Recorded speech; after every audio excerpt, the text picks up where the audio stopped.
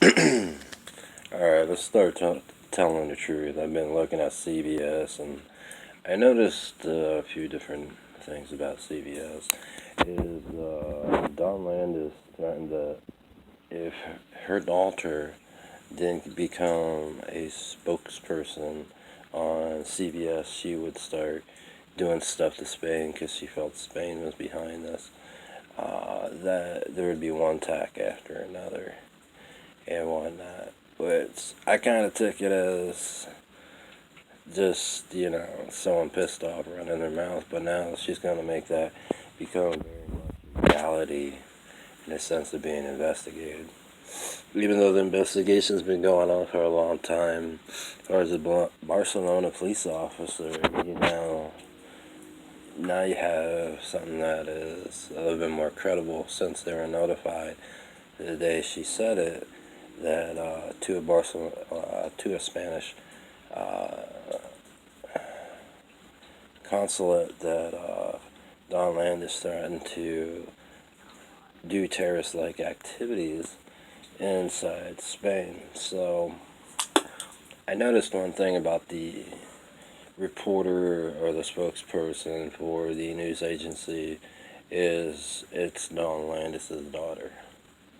And a lot of the crummy crap you guys have been doing is you guys like to go to Spain and you like to get into an apartment and whatnot, and then you sit there and then you throw down a claim on the building. And if anyone's ever seen certain videos of Putnam and Potter and all that and whatnot, the books that went disappearing back in 1980, which Don Landis' daughter found the book. She claimed in Salem's Lot in West Virginia. It was in a cave or something like that.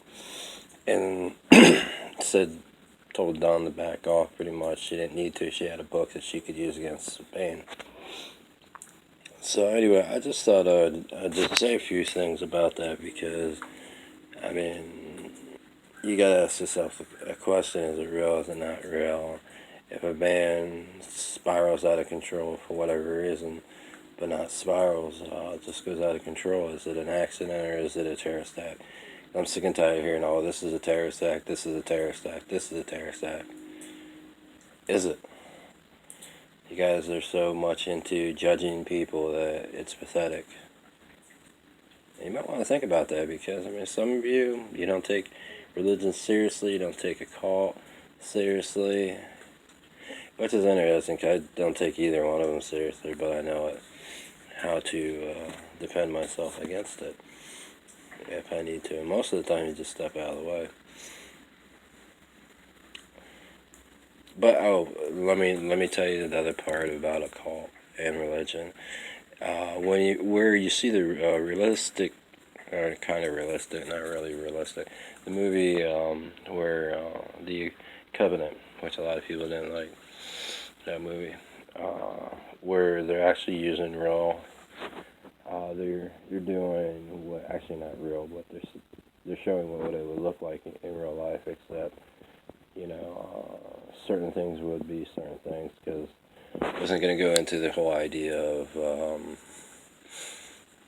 actually making it real, but it's interesting because there's a lot of not mind control, but a lot of it tells you how to manipulate people when they're asleep and so forth. I mean, a lot of it's just sitting there, going to ask someone out, and when you ask someone out, you go up and you start talking to them when they're asleep and whatnot. And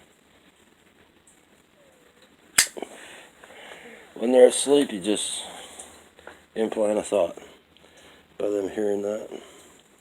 Some like to do it the other way, and they call it subliminal. And go mess around with the dead and all that. Waste of time in my thoughts. But that is the interesting part because that was back in 1984. And that was sad. ever since then, she's had this. Dawn Lantis has had this kick for going after people for some reason. So she was told and warned by that of another country to stop. And if she didn't, they'll come in and arrest her. Up in Towanda, Pennsylvania. Yeah, that's all I got to say.